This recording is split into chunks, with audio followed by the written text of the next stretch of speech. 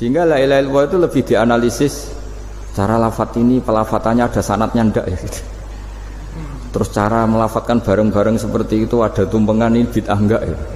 Jadi pertanyaannya sudah tidak tentang keramatnya atau sakralnya atau fadilahnya la ilaha illallah, tapi sudah macam-macam. Karena dari awal ini ngaji untuk seneng ya, untuk farhah itu seneng. Tidak tahu saya bacanya Farhatul Aidin wa Falahul Faizin ya Pak Ketua, Pak Tamam. Saya cerita sedikit tentang seneng ya, al-farah ini. Dalam Islam seneng itu sudah ibadah. Jadi di antara ibadah terbaik manusia itu seneng. Jadi kalau analoginya kita dikasih rumah teman atau mertua atau guru atau siapa saja, hal paling menjengkelkan itu ya sudah dapat gratisan gerutu itu geremeng. Nah ini kita sudah pakai buminya Allah itu gratis, pakai airnya ya gratis, pakai oksigen ya gratis, kok masih gerutu, itu sudah jadi hamba yang nggak bener itu. Jadi bayangkan kalau kita pakai oksigen bayar, pakai buminya bayar, pakai airnya bayar semua, kayaknya kita tidak mampu membayar, dan kita sama Allah hanya disuruh ikrar, disuruh sujud. Pentingnya ilmu satu, bahwa itu akan menjadikan satu perilaku. Misalnya begini ya, dulu itu kiai-kiai Jawa zaman dulu itu berpatokan, karena dulu pemerintahan Hindia Belanda, seorang lagi masih pemerintahan Hindia Belanda, itu dalil yang sering diutarakan itu sebaik-baiknya umara itu yang datang ke ulama, terus sejelek-jeleknya ulama itu yang datang ke umara. Tapi semenjak pemerintahan Indonesia dan kemudian ditandai beberapa tokoh kayak Gus Wahid putra Kiai Hasyim jadi Menteri Agama, ada Gus Wahid putra Kiai Wahab juga jadi Menteri Agama, ada Kiai Fathur Rahman keluarga Mbah Maimun, keluarga Sarang juga pernah jadi Menteri Agama. Kemudian bersamaan dengan itu dibangunlah satu pegangan ilmu. Pegangan ilmu ini penting karena ini yang mengilhami semua orang Islam, terutama ya utamanya ulamanya. Ada seorang ustadz, seorang guru ngaji yang karena melihat rata-rata penguasa itu zalim ya, datang ke Harun ar-Rasyid. Ini perlu disemak, datang ke Khalifatullah atau Amirul Mukminin Harun ar-Rasyid. Karena beliau seorang raja tentu terduga lah, atau ya umumnya atau gimana lah istilahnya, itu ya rata-rata ya agak seenaknya, namanya raja, namanya penguasa. Ini dalam pikiran ustadz itu, tidak mesti dalam fakta. Kemudian si ustadz itu matur, ya Amirul Mukminin, inni nasihun lak famusyaddidun alaika fala tajidanna fi nafsika syai'an. Saya ini mau nasihati Anda, kemudian saya cara nasihati itu keras.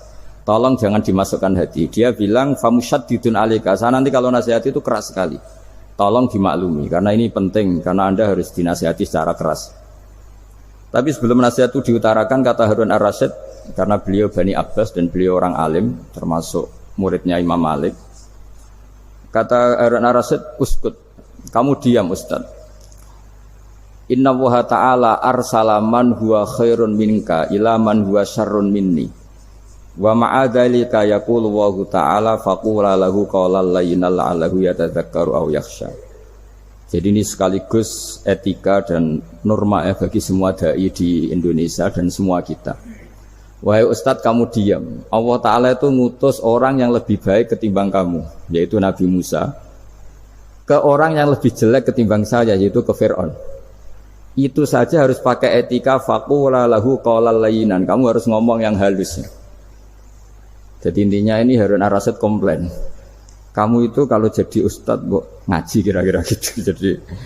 Jadi betapa baiknya orang dulu memahami Quran. Jadi Quran itu dibaca, kemudian kita mungkin baca terus jadi cerita, mungkin ada yang baca jadi perilaku, ada yang baca kemudian itu mengilhami, membentuk.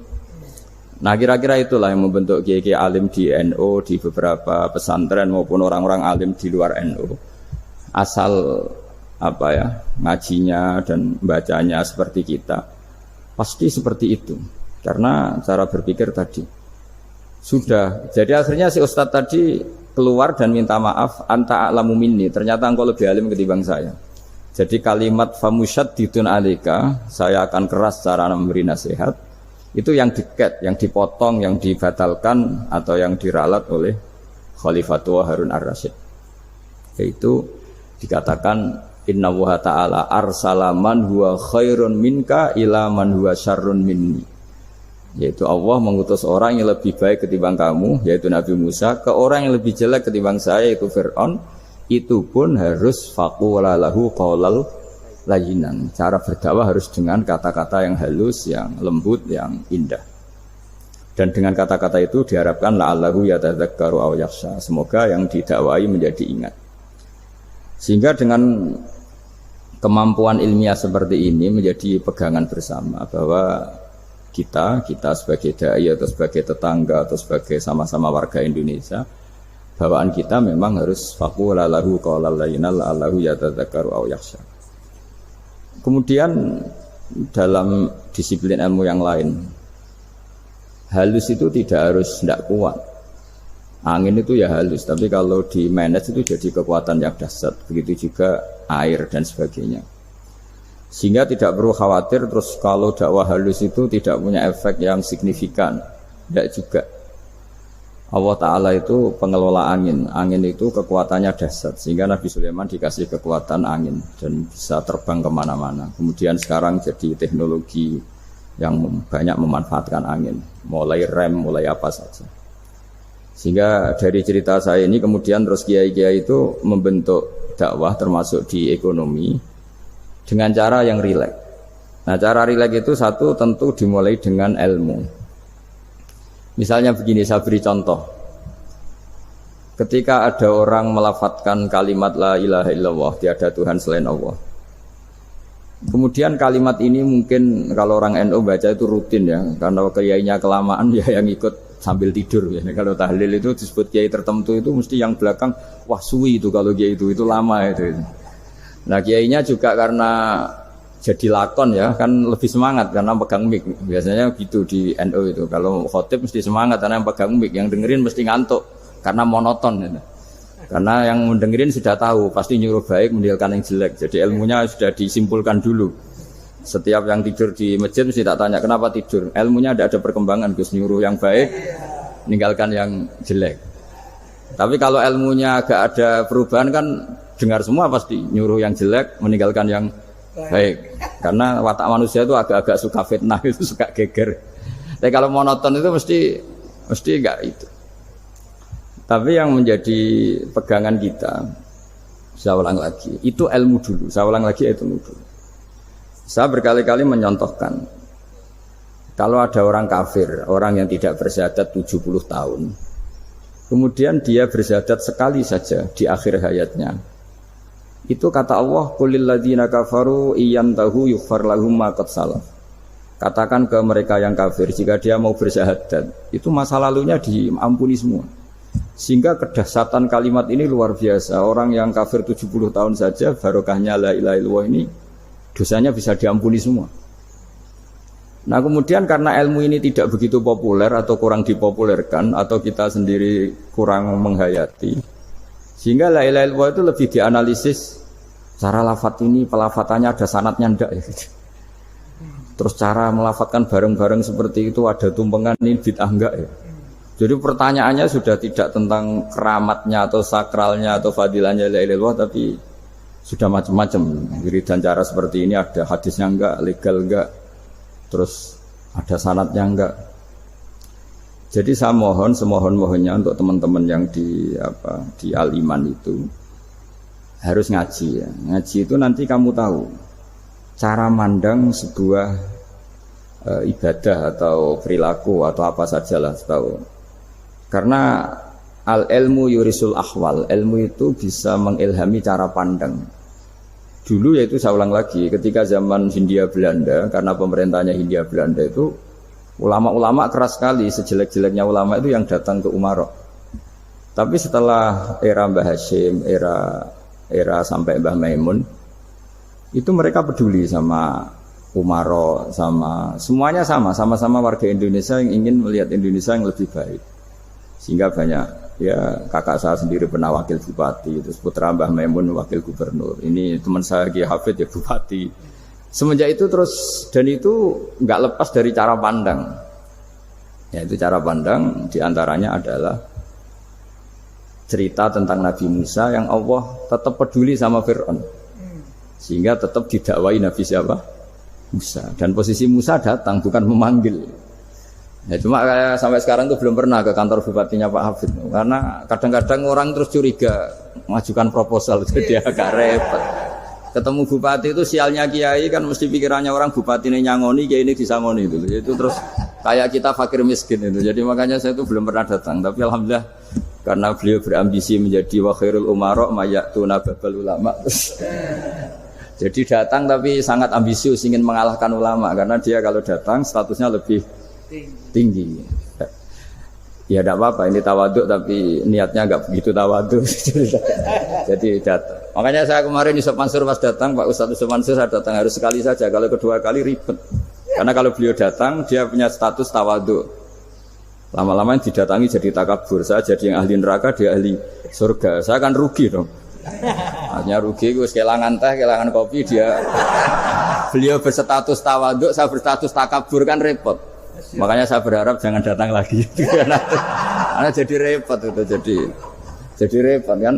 Padahal saya kalau disuruh datang ke Jakarta kayaknya ya berat, selain sibuk juga takut ganggu saya ini. Jadi saya sering di Jakarta tapi ya tadi jarang ya. Biasanya ngajarkan waktu hanya pas saja, tidak kurang tidak lebih. Biasanya ngajar di pondoknya Pak Kures itu di Baitul Quran ya. Hanya ngajar santri-santri itu. Nah, jadi pemahaman Quran dulu itu kata Imam Ghazali. Ini sekaligus karena ada Pak Ustadz Yusuf Mansur. Itu membaca Quran itu membaca, bukan bercerita.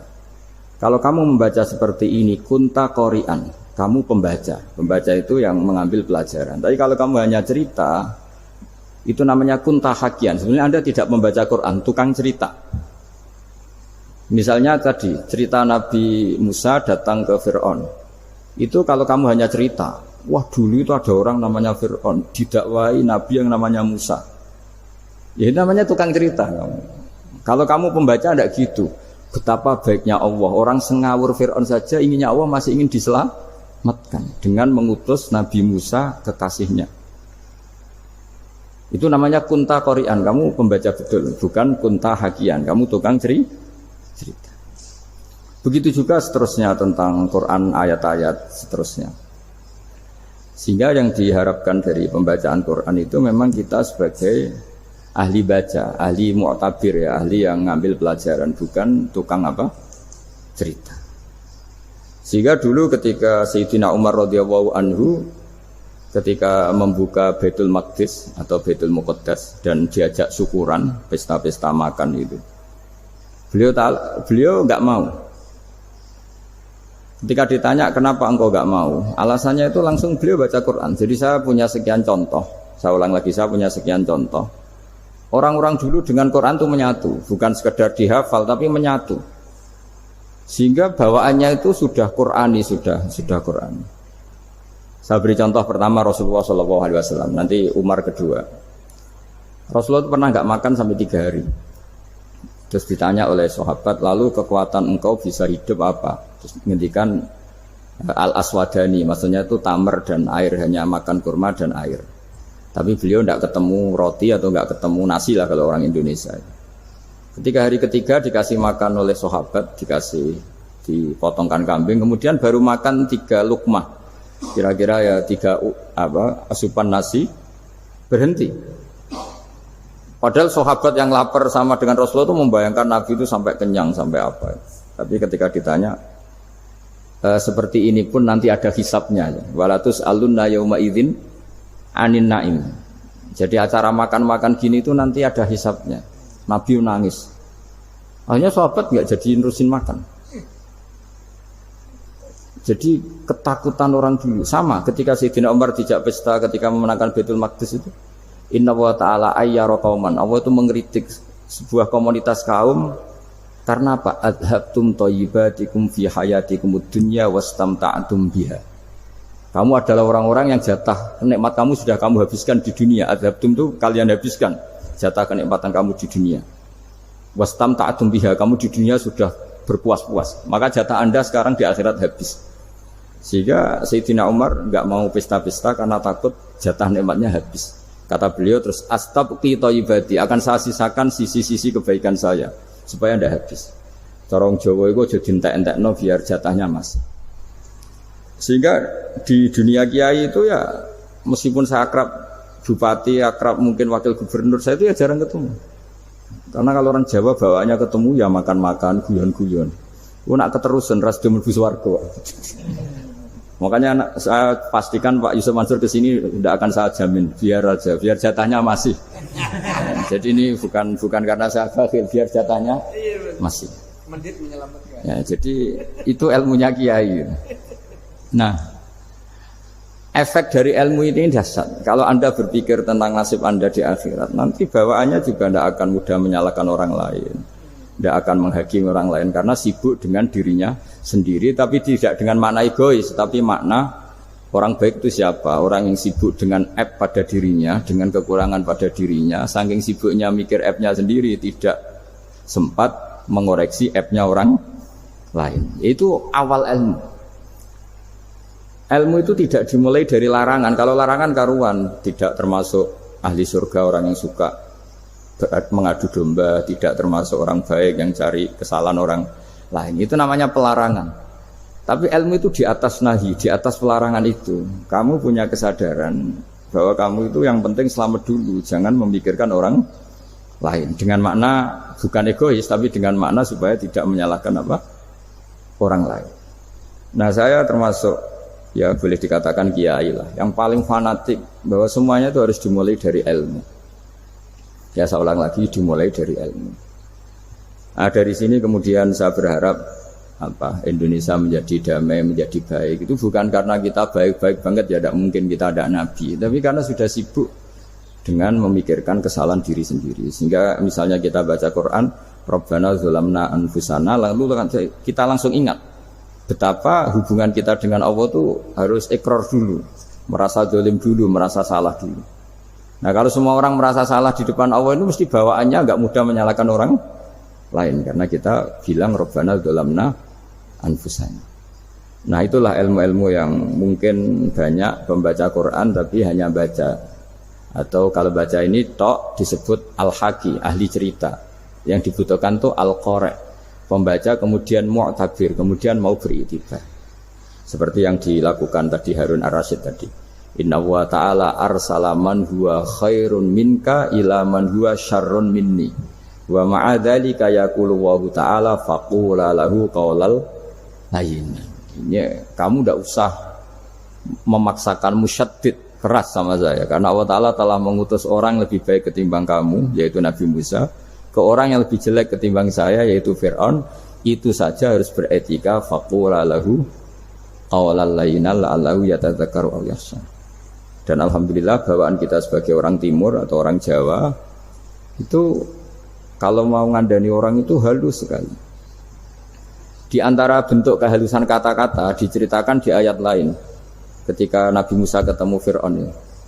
Dawuhnya begini, fakul apa itu yang di juz 30 yang juz di juz 30 ini yang bagian dari, kan tadi hanya fakul lahu qaulal layyinan.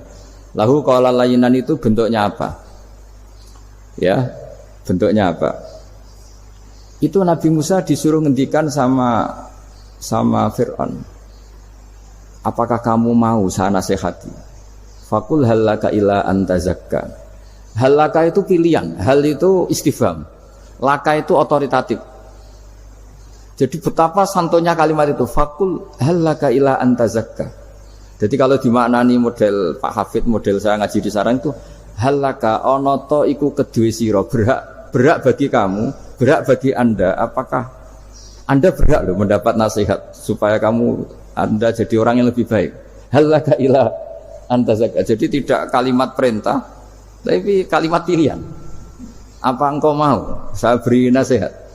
Wah dia ka ila rabbika fatakhsha.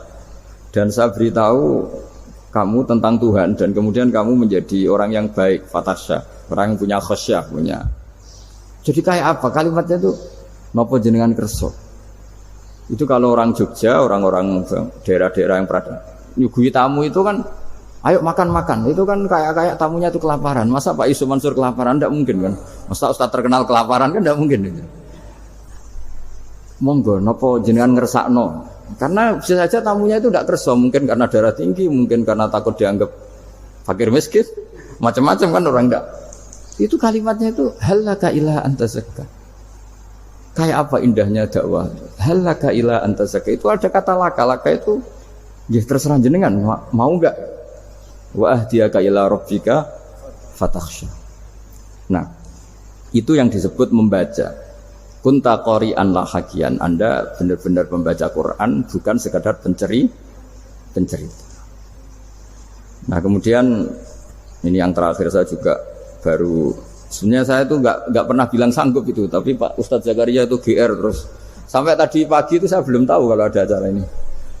Ya karena saya kiai, jadi kalau kiai itu kan ingatnya sama Allah saja. Kalau sama manusia itu rontok-rontok lali gitu. Itu bukan memaksa, ya memang lupa. Sejauh mana sih pentingnya manusia kan tidak penting cara ilmu tasawuf itu. Tapi karena ini titipan Rasulullah SAW terus menjadi penting kan. Dititipi umat kayak jenengan itu. Ya sudah ngaji ngatur kiai ribet itu. Kiai ini biasa ngaji kan, kiainya yang ngatur santri ini enggak. Pak Yai ngaji tanggal ini jam ini. Itu kan mengabaikan semua aktivitas kiai. Padahal jam ini mungkin saya punya jam. Mungkin jalan-jalan atau ngaji atau mutolaah atau munajat. Gara-gara Pak Zakaria ini kan mesti Mas Tamam ini yang provokasi. Harus ngaji di jam ini, tema ini. Saya itu kalau ngaji ditentukan tema itu, ini memang saya agak keras di bab ini. Itu kayak ibarat gini loh. Saya ini dokter, kemudian ada orang yang sakitnya itu jantung, terus bilang ke saya, Pak dokter sembuhkan kukul saya. Wong penyakit ekstrimnya itu jantung, kok bila disembuhkan apa? Kukul. Kan gak penting, sembuh tidak sembuh, kukul itu kan gak penting, jerawat itu. Kiai itu tahu kesalahan paling fatal manusia itu akidah. Jadi kadang-kadang mintanya ilmu yang tidak akidah, yang gak penting. Jadi kadang-kadang kiai itu ya digurui betul kalau di Indonesia itu. Misalnya, ini tidak nyindir loh, memang marah betul kalau di bab-bab seperti ini. Tapi ini biar jadi ilmu masif, ilmu yang general. Saya ulang lagi ya, Anda jadi dokter, tahu pasien Anda ini penyakit jantung kronis atau sudah fatal lah sudah. Terus orang itu bilang, Pak Yai, itu Pak dokter, tolong obati kulit saya supaya tidak jerawatan. Kamu bilang ini orang aneh enggak? Aneh kan? Nah, kiai juga gitu. Saya sering itu ada orang mau haji gitu, Gus doain saya jadi haji mabrur. Pernah belajar haji Pak? Dereng. Mungkin enggak orang belum belajar nyupir terus kemudian minta didoain, Gus saya mau nyupir doain selamat. Mau nyupir aja enggak bisa kok minta doa selamat. Harusnya urutannya kan belajar dulu baru minta doa. Tapi kali ini aliman bener ngajaknya akidah dulu, ahli sunnah kan. Nah itu bener karena akidah itu hal yang prinsip memang harus. Kalau kebetulan enggak bener tak revisi betul. Untungnya kok temanya bener. Jadi saya mohon ke seluruh orang-orang yang mau ngaji ke kiai itu tema itu biar yang milih kiai supaya tahu prioritas yang harus benahin. Jangan tema yang kita yang milih, jangan-jangan tema yang kita pilih itu tidak mendesak atau tidak penting. Ini bukan apa-apa, ini saking ingin baik saya ya, keinginan baik saya supaya dulu zaman sahabat ya gitu. Kalau ada pertanyaan salah sama Nabi dibenerin, cuma Nabi terlalu bijak. Cara benerin tuh enak. Kalau saya karena tidak Nabi saja ya agak-agak kasar kan. Kalau tidak Nabi tidak wajib bener terus. Yang wajib bener terus itu Nabi. Saya beri contoh ya. Nabi itu ngendikan tentang kiamat. Kiamat itu dahsyat, mengerikan gini-gini. Kalau pikirannya orang kampung itu begini. Nabi ini aneh. Cerita kiamat dahsyat tapi nggak ada tanggalnya, nggak ada tahunnya. Harusnya ada dong biar kita bisa persiapan. Sehingga Nabi disomasi di tengah-tengah khutbah itu, ya Rasulullah mata sa'ah. Nah, karena ini orang Bedui, Nabi nggak dengerin, diulang lagi. Mata sa'ah ya Rasulullah. Ketika Nabi mengabaikan itu ada dua kelompok sahabat, yang satu bilang lam yasma, Nabi tidak dengar sehingga mengabaikan. Yang kedua bilang sami'a wa kariha, Nabi sebenarnya mendengar tapi tidak berkenan. Tapi diulang lagi ketiganya, ya Rasulullah mata sa'ah. Akhirnya Nabi jawab, mau tidak mau, karena kalau enggak ya dia, namanya orang Bedui ngomong terus. Nabi balik tanya, ya karena cara berpikir dia kalau kiamat itu jelas kapannya kan bisa persiapan itu. Paling enggak pas mau kiamat terus pas ngaji Quran, apa kan bisa persiapan itu. Akhirnya Nabi balik tanya, ma'atatalaha. Kalau kamu berani tanya kiamat, lalu persiapan kamu apa? Ya terus orang itu bilang masyhur tuh, ma'adatullah kabira sholatin wala siyamin wala kada wa kada walakinni uhibbuka. Saya sebenarnya tidak punya persiapan ya Rasulullah, cuma persiapan banyak puasa ya enggak, banyak sholat enggak, tapi saya mencintai engkau. Terus masyhur tuh jadi hadis paling legenda, almar'u ma'aman ahabba. Sebagian disebut anta ma'aman ahbabta. Ini kata semua sahabat yang di masjid. Si Bedui ini orang paling dibenci sahabat karena mengganggu Nabi saat khutbah, tapi akhirnya ini menjadi orang paling dicintai sahabat karena barokahnya itu hadis itu keluar secara terbuka, almar'u ma'aman ahabba.